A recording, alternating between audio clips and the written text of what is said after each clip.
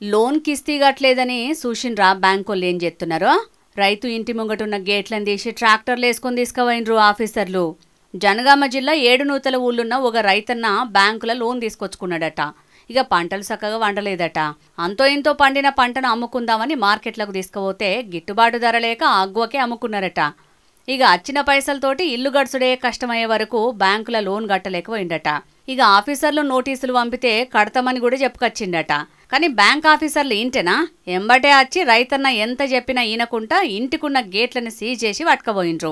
అప్పు ఖచ్చితంగా కడతాం సార్, కొంచెం టైం ఇయ్యండ్రి అని ఎంత బతిలాడినా గాని ఆఫీసర్లు ఈనకుంటేనే గీ తిరగ చేసిండ్రని గా రైతన్న మస్తు బాధపడుతున్నాడు. ఇక ఈ వీడియోలు వైరల్ అయ్యే వరకు రైతన్న లోన్ గట్టుడు జర్రంత ఆలస్యమైతేనే గీ తీరుగా ఇజ్జత్ తీసే బ్యాంకులు మరి పెద్ద పెద్ద మోతేవార్లు బ్యాంకులల్లో కోట్ల రూపాయల లోన్ తీసుకొని యాళ్లకు కిస్తీలు కడుతున్నారా?